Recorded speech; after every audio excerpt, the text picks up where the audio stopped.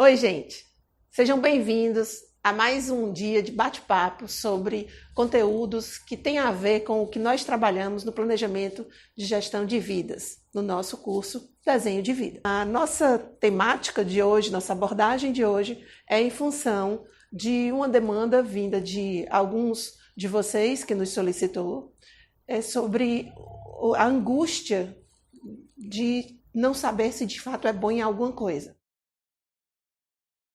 Já de cara, eu digo para vocês que é muito mais do que isso.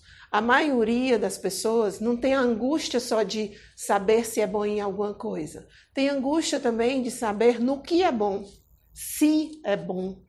Se é tão bom que realmente dê para usar essa alguma coisa em benefício de sua vida, de sua carreira.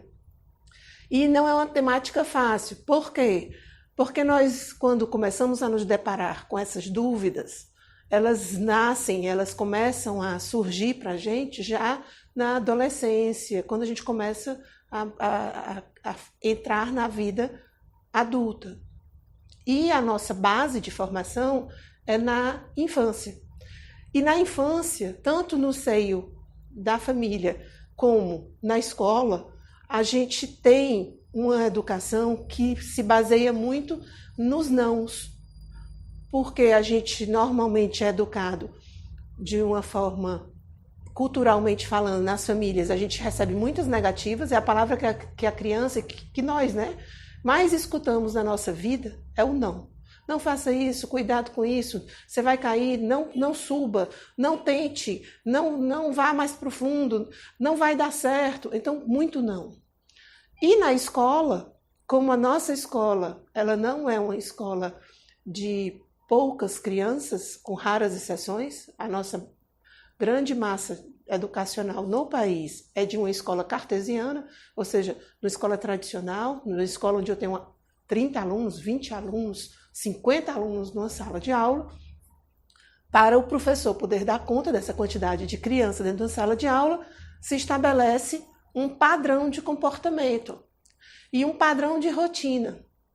E muitas vezes, por exemplo, as matérias que são trabalhadas em sala de aula nessa infância são matérias básicas, matemática, português, história, geografia, ciências, basicamente. E tem crianças que não são boas em nenhuma dessas, porque ela é uma artista, ela é boa em outra área. Tem criança que dança super bem, canta super bem, nada super bem, é excelente nos esportes, mas não é muito boa da matemática, do português. E quando ela começa a ver que o que é valorizado na sociedade é mais essa parte conteudista, ela começa a se sentir aquém. E o nosso sistema de vestibular, que também não ajuda, torna com que cada vez mais essas crianças passem por uma seleção assim, os burrinhos, os médios, os inteligentes e os superinteligentes. O que são os burrinhos? São os que não estão na média das notas que o colégio imagina que seja adequado. E por que essas crianças são burrinhas? Nem mediram as outras aptidões dele, no que eles são bons. Podem ser grandes líderes, podem ser grandes desportistas, podem ser grandes artistas, podem ser grandes escritores, porque nem sempre a forma como é avaliado o português, de fato, avalia se a pessoa escreve bem ou se a pessoa gosta de literatura ou gosta de ler. Os livros que continuam sendo passados no colégio são livros que não estimulam o jovem a gostar de ler. Em vez de passar um Harry Potter da vida para a criança daquela idade, a minha filha teve que ler O Cortiço com 12 anos.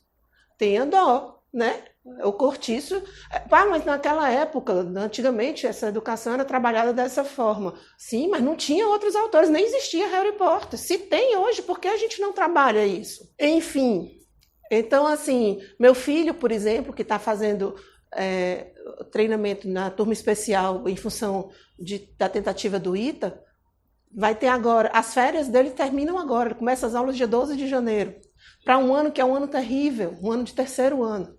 Ou seja, a gente deixa os jovens descansando menos. Ele vai para o colégio às 6h30 da manhã, ele volta para casa às 9 horas da noite. Ah, mas é porque é preciso isso. Será mesmo que é preciso desta forma? Será mesmo que o aluno, nesse esgotamento, até porque se vê nos estudos comprovadamente, cientificamente, que a pessoa não consegue render 12 horas específicas de estudo direto. Então, será mesmo que a gente precisa desse tipo de educação? Será que isso realmente vai nos tornar pessoas mais felizes, mais competentes, mais bem resolvida, profissionalmente mais bem sucedida? Acredito que não.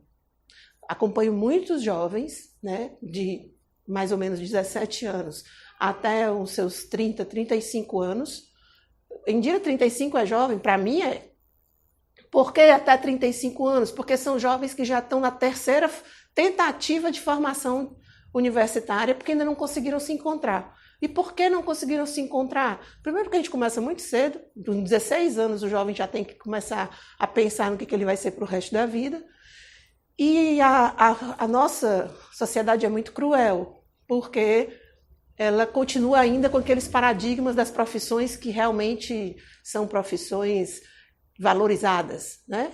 Minha filha, por exemplo, ela era considerada uma aluna de nível top lá do colégio dela, porque ela tinha melhores notas, se destacava, era de uma turma que eles consideravam especial. E quando ela decidiu fazer letras, foi uma confusão. Eu tive que ir no colégio. Por quê? Porque os professores chegaram ao ponto de chamá-la para conversar, para ela parar e refletir se não seria um desperdício ela ir fazer uma faculdade de letras. Que é isso, gente? A pessoa tem que escolher aquilo que ela vai se sentir realizada, que ela vai se sentir feliz. Não porque a sociedade acha que é mais importante, que é mais chique a profissão X do que a profissão Y. Eu não gosto nem de nominar, que é para poder não discriminar nenhuma. Porque se a pessoa escolher ser astronauta, é uma profissão maravilhosa. E se a pessoa escolher ser professora, também, desde que ele seja excelente em qualquer uma das que ele decidiu cursar, né, se dedicar, porque ele vai ser excelente em função do que ele faz, o que ele gosta. É difícil a gente ser excelente quando a gente não faz o que gosta. Então, voltando, né, para vocês entenderem, essa abordagem que a gente fez é o que nos dá a base dessa nossa angústia. Será que a gente é bom mesmo? Porque a gente é muito avaliado assim. Nesse sentido do bom, quando a gente quer saber se a gente é bom mesmo, não é se a gente é bom porque é competente. É será que a gente é merecedor de ser considerado bom pelos outros? A nossa pergunta mesmo, quando a gente se angustia com isso, mas será que eu sou bom mesmo? Não é se eu sou bom mesmo, porque eu entendo disso. Eu sou bom mesmo assim. Será que os outros me acham bom mesmo? A nossa preocupação é muito grande com o que o outro pensa, com o que o outro vai achar de nós, com a forma como o outro nos avalia. Muito mais do que, de fato, como a gente se avalia. Ah, Indira, mas então tu vai me dizer que não é importante o que o outro pense de nós? Até é, mas é bem menos importante do que o que a gente pensa da gente.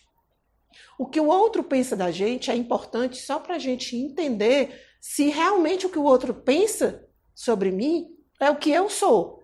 Porque se não é, vou dar um exemplo meu. Eu não me considero uma pessoa antipática.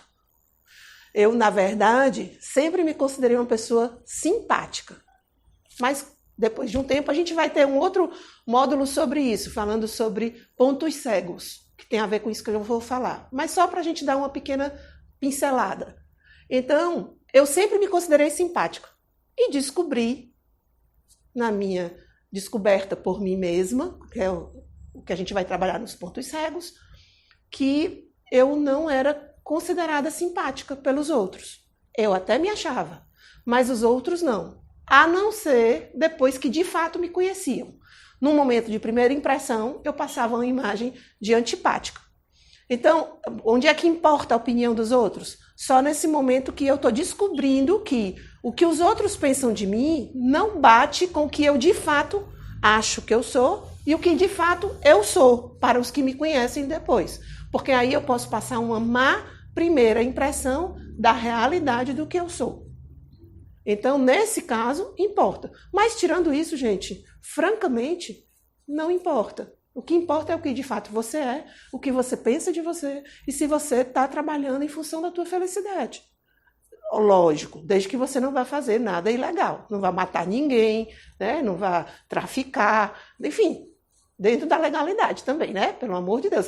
Eu sou feliz é matando o povo. Não, pelo amor de misericórdia, aí, infelizmente, você não vai poder ser feliz, porque não vai dar para sair matando o povo, a não ser que você vá para um jogo. Aí você vai para um jogo e mata o povo no jogo. Mas, na vida real, não dá. Então, tirando essas ilegalidades, que a gente não pode ser feliz em função das ilegalidades, a gente vai buscar o que a gente faz que nos torna felizes. E então, para eu conseguir me identificar e saber de fato então no que eu sou bom, como eu faço?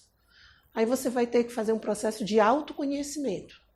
E como é que eu faço um autoconhecimento? Você vai ter que parar, pensar em você mesmo. Quais são as tuas qualidades? Que não é o que os outros acham, não. O que você de fato acha que você é bom, o que você sabe que você é bom, que você tem consciência que você é bom. Indira, eu acho que eu não sou bom em nada. Já está errado, porque todos nós somos bons em algumas coisas. E somos ruins em outras. Tem um livro muito bacana que eu li no começo da minha faculdade, que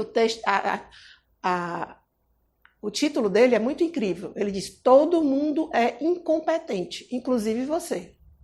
É verdade. Todos nós somos incompetentes em algumas coisas e somos competentes em outras. Então, como é que você vai se conhecer? Vendo isso.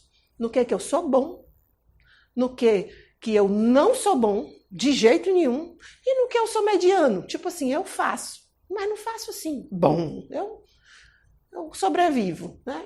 Mas não é o que eu gosto mesmo. Então, você começa a fazer esse apanhado. Indira, é difícil? Não é fácil fazer isso? Não é fácil. Por quê? Porque a gente não é acostumado a parar para a gente pensar na gente mesmo. Mas se eu perguntasse para você assim, fala para mim no que o teu irmão é bom e no que ele é ruim. Ou no teu namorado, teu marido, tua namorada, tua vizinha, tua mãe, teu pai. A gente sabe na hora. A gente já fala de pronto. A gente só não consegue falar de pronto quando é sobre a gente mesmo. Porque a gente não é acostumado a parar para olhar para nós mesmos. Então você vai parar e começar a avaliar você mesmo. E em cima da sua avaliação, você vai se trabalhar naquilo que você é bom, para que você possa potencializar aquilo que você é bom. Indire naquilo que eu não sou bom. Se no teu planejamento de vida, vou dar um exemplo, não sou bom em inglês, não sei falar inglês. Mas no meu planejamento de vida, uma das coisas que eu quero muito é, na área profissional, eu quero morar fora. Eu quero uma bolsa para a França, para a Alemanha, para os Estados Unidos.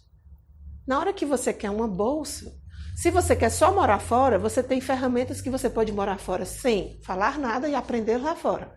Mas se você quer tentar uma bolsa, um dos primeiros requisitos que você vai precisar é falar o idioma. E se você não é bom, o que você vai ter que fazer? Melhorar. Concorda? Por quê? Porque nesse caso você vai precisar disso para você realizar um sonho teu. Agora, se você não... Eu, por exemplo, eu não sou muito boa com a parte de habilidades manuais. Até já fui melhor quando eu era mais nova, fazer uns bonequinhos e tal, mas acho que o tempo foi me dando muita impaciência. Eu não tenho muito mais paciência para trabalhos manuais. Preciso melhorar isso? Eu particularmente acho que não, porque eu não preciso disso. Não preciso para a minha vida, não tenho necessidade disso. Então, para que eu vou perder tempo melhorando isso? Se eu posso perder tempo, em vez de perder tempo melhorando isso, eu posso investir tempo melhorando outra coisa. Quero voltar a tocar meu piano, quero aprender francês. Então eu vou me dedicar para uma outra área que eu quero melhorar. E não melhorar algo que eu não sou bom e que eu, na verdade, nem preciso ser bom naquilo ali. Porque se eu precisar de um brinco, se eu precisar de um bonequinho, se eu precisar de uma pintura, eu vou fazer ou eu vou comprar de alguém? Eu vou encomendar alguém? Provavelmente eu vou comprar de alguém, eu vou encomendar alguém. Eu não vou aprender a pintar para conseguir pintar alguma coisa que eu vou precisar. Mas isso sou eu. Agora, não, a pessoa gosta de pintar. E de repente quer até investir nisso para ser um negócio. Ou não quer ser um negócio. Mas eu, por exemplo, eu toquei piano quando eu era mais nova. Faz anos que eu não toco piano. E quero voltar a tocar piano. Aí a pessoa diz, Indira, mas quem já tocou piano não esquece. Esqueci, porque eu não tenho prática, eu nem lembro mais das letras das músicas. Mas tu sabe ler partitura? Sei, mas uma coisa é você ler partitura, outra coisa é você tocar a música já. Né? Aí para eu ler eu tenho que começar do zero e tal. Então, tu vai querer melhorar? Vou, porque eu quero, na minha velhice, eu quero tocar piano. Eu quero voltar a tocar piano antes da minha velhice mesmo, para relaxar. Então, vou ter que investir tempo meu nisso. Assim como uma pessoa que quer pintar, seja profissionalmente, ou seja por lazer, como é no caso do meu piano, vai precisar investir tempo para melhorar aquilo lá que ela quer potencializar. Então, gente, não existe essa regra. O certo é eu melhorar só nisso. Ou não perder tempo investindo nisso. Não existe isso. Por exemplo, eu passei de um tempo para cá a conviver muito com as rendeiras de bilro. Admiro demais essas mulheres que trabalham com a renda de bilro. É incrível. Eu não sei se vocês já tiveram a oportunidade de ver, né, ali sem ser por filme, vendo na hora elas bordando, elas fazendo aquela mexendo os bilros e transformando de linha naqueles trabalhos incríveis. Eu não sei se vocês já tiveram essa experiência, mas é uma sensação incrível. É muito, muito... É bárbaro. Qualquer dia desse eu trago uma delas para conversar com vocês sobre isso. Então a gente vai vendo a pessoa transformando uma linha em uma arte, uma obra de arte. Mas é tão engraçado que elas aprendem a fazer isso de criança. Então, por exemplo, tem uma delas que já me disse que ela trabalha com 100 bilros, ou seja, 50 pares daquelas... Eu estou falando, acho que a maioria das pessoas nem sabe o que é bilro. No dia que eu for conversar com elas, eu mostro para vocês. Mas são tipo uns coquinhos com uns pauzinhos grudados que você mexe assim de um para o lado para o outro e vai construindo aquele tecido lindo de renda. Eu acho lindo. Gosto de ficar vendo elas fazerem isso. Não sei nem para onde vai. Já tentei. Algumas delas hoje são minhas amigas pessoais. Já me sentei, ela vai para lá, Indira, volta para cá, bota para lá. Mas se ela não estiver do meu lado, e eu não tenho nem noção do que eu estou fazendo. Eu estou tipo só fazendo o que ela está dizendo. Não aprendi. E eu brinquei com ela, eu disse, ainda vou aprender. Eu disse isso numa brincadeira, mas de fato, eu ainda quero aprender. E eu sou boa nisso? Não, eu sou terrível. Nem sei para onde vai. Mas eu quero aprender. E eu acho, Indira, mas tu não já tá velha para aprender um negócio desse? Gente, a gente nunca tá velho para aprender nada. Nada. A gente tem que passar a nossa vida, no último dia da nossa vida, a gente tem que estar aprendendo coisa. E no último dia da vida, a gente ainda aprende uma coisa, sempre. A gente aprende sobre a morte, no último dia da vida, né? Quando a gente vai embora. Então, a nossa vida, a gente tem que estar buscando aprender sempre coisas novas. E tendo satisfação em algumas, a outras nem tanto, mas se identificando com aquelas que a gente mais gostou e de repente melhorando.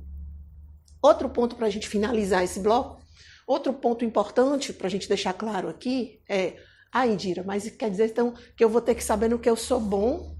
Aí o pessoal não vai me achar arrogante porque eu sou bom nisso? É outro problema da gente. A gente tem vergonha, às vezes a gente sabe no que a gente é bom, mas a gente tem vergonha de assumir que é bom. Porque a gente tem, de novo, voltamos lá para o que a gente falou no início. A gente fica com medo do que o outro vai pensar da gente se a gente disser ou se a gente se achar de fato bom em alguma coisa. Eu fico com medo do julgamento do outro, do que o outro vai pensar. Ixi, mas será que ele vai me achar arrogante porque eu sou bom nisso? Gente, uma coisa é ser arrogante, outra coisa é saber que é bom. Eu posso ser arrogante e sendo péssimo em uma coisa. Então, a arrogância é um tipo de comportamento que você menospreza o outro, que você se acha melhor do que o outro no sentido de diminuir o outro. Mas se eu sou melhor do que outra pessoa, por exemplo, eu sou muito boa em matemática e eu tenho um amigo que não é bom em matemática. Então, óbvio que eu sou melhor do que ele. Como é que eu vou ser arrogante? Se eu ficar o tempo todo esnobando para aquela pessoa que eu sou melhor do que ela, não ajudá-la, né? Não estar disponível para ensinar, isso é arrogância. Mas se a Olímpia chega para mim e diz assim, Dira, tu é bom em matemática? Aí eu vou dizer assim, não sei. Assim, acho que dá para rolar. É como a gente faz. Dira, tu é bom em matemática? Sou. Tá precisando de ajuda? Sou eu arrogante? Não. Então a gente tem que parar com essa história de achar que porque eu me acho bom em algo, eu vou parecer arrogante. Eu vou parecer arrogante se eu for de fato arrogante. E eu posso ser arrogante sem, na verdade, ser bom em nada. Não sou bom em um bocado de coisa e mesmo assim sou arrogante. É um comportamento de sempre se achar melhor do que os outros, porque eu estou tratando os outros abaixo de mim, como pessoas menores do que eu. E não pessoas que sabem menos do que eu e que inclusive podem aprender e no futuro até saber mais do que eu. Então, a gente precisa entender essa diferença do que é ser arrogante e do que é, de fato, saber que é bom em alguma coisa. A arrogância não é um comportamento legal, tá? Então, Indira, tu está dizendo para eu ser bom, então eu vou ficar me gabando por aí que eu sou bom nisso? Não, porque aí você vai ficar passando por arrogante. E a arrogância não é coisa legal. Né? É só, na verdade, você dominar aquilo, saber que é bom e não ter vergonha de se assumir bom naquilo que você é de fato. É difícil fazer isso que eu estou propondo a vocês? Muito. É impossível? Não. É possível? É rápido de eu mudar esse meu comportamento? Também não. Por quê? Porque todo comportamento é um hábito. E todo hábito você demora para perder, como demora para adquirir. Então você precisa se vigiar. Então você pode usar uma ferramenta, que a gente também vai ter um momento que a gente vai falar só sobre isso, mas você pode usar uma ferramenta de controle. Ferramenta de controle é um anel, uma pulseira, um relógio num braço diferente, um colar, alguma coisa que você fique se lembrando permanentemente de que você tem que se vigiar para aquele comportamento. Quando a gente abriu essa temática, a gente colocou a pergunta que nos foi solicitada uma discussão. Não sei no que eu sou bom. E a gente já discorreu aqui bastante sobre essa temática, a raiz dessa nossa angústia e as possibilidades das vertentes de vários questionamentos, não só no não sei no que eu sou bom. Eu sou bom, mas tenho vergonha de dizer que sou bom. Né? Eu sei no que eu sou bom, mas não tenho certeza se sou bom mesmo. A gente já abordou tudo isso. Então, a gente sugeriu que o ideal para você começar a trabalhar isso seria você parar e se conhecer, fazer uma reflexão no que você de fato é bom. Então, eu disse que vocês vão pensar e vão escrever no que vocês conseguem enxergar que são bons mesmos, naquilo que vocês são ruins mesmo, tipo, não rola, não é o que eu gosto de fazer. Mesmo que eu faça, eu acho que eu não faço que preste. E aquilo que, tipo assim, eu sobrevivo. Não vou... Se a gente for pro colégio, é tipo assim, aquilo que eu tiro 10, aquilo que eu tiro 3, 2, e aquilo que eu tiro 7, que eu sobrevivo. Mais ou menos esse raciocínio. E como é que eu faço isso, Indira? Tu tá me dizendo para eu fazer, legal, mas eu não consigo sair do canto, não consigo parar para colocar isso no papel, para eu pensar nisso. Então, o que é que eu sugiro normalmente com os meus mentorandos? Eu digo para eles se isolarem em algum canto que seja um refúgio para eles. Pode ser o quarto, pode ser na praia, pode ser na serra, pode ser na igreja, enfim. Aonde você se sentir melhor com você mesmo. Um canto só seu, que você não vai conversar com ninguém. Você vai conversar só com você. E, de repente, com Deus, se você, né, tem essa relação com o ser superior. Deus, com quem você acredita. Dira, eu não acredito em ninguém. Então tá, pensa só com você. Mas, enfim, o que é que você vai fazer nesse momento? Leva papel, caneta, e aí você vai pensar, é um pouquinho difícil da gente conseguir fazer isso no primeiro momento, mas depois que a gente começa, lembra daquela outro módulo que a gente fez com a Soraya e o André, que a gente até abordou o storytelling. Se você não assistiu, eu vou deixar aqui no card, e aí você dá uma olhada para poder entender do que a gente está falando. Eles mesmos disseram que quando começou, eles estavam lá meio perdidos, paradão e tal. Aí depois que começaram, pronto, começaram e foram escrevendo que não paravam mais. É mais ou menos assim que a gente funciona. Então a gente tem que startar. E como é que a gente starta? Demora um pouquinho? Demora, mas a gente tem que se forçar a isso. E o que é que eu sugiro que você tente para se forçar a isso? De novo, a gente vai se reportar ao mecanismo da contação de história, do storytelling. Faz de conta que você não é você como se conhecendo. É você como um personagem. De novo, faz de conta que você fosse pensar em você, você vai contar uma história. Eu vou contar a história da Bela Adormecida, da Branca de Neve. Eu não descrevo a Branca de Neve? Branca de Neve era uma princesa linda, dos cabelos pretos, da pele bem branca, dos lábios bem vermelhos, dos olhos bem escuros. Não era assim? Eu não estou descrevendo? Era meiga, era isso, eu vou descrever fisicamente e emocionalmente. Então, você vai descrever o personagem principal da tua história, que no caso é você. Indira, sei fazer isso? Não. Vale-me Deus do céu, misericórdia, Senhor, como é que eu vou fazer isso? A gente trava no início, mas depois faz como se fosse uma brincadeira. Faz de conta que você nem está acreditando muito no que você está fazendo. Faz de conta que é tipo, tá, vou fingir aqui que estou fazendo certo. Porque nesse fingimento, quando a gente vai para brincadeira, por incrível que pareça, sai o sério. Então, vai te descrever, faz de conta que você virou um personagem de conto de fada, de Star Wars, ou sei lá, da Pixar, do que seja, de onde você se identificar mais, e vai descrever. Começa te descrevendo fisicamente. É como você vai desengatar.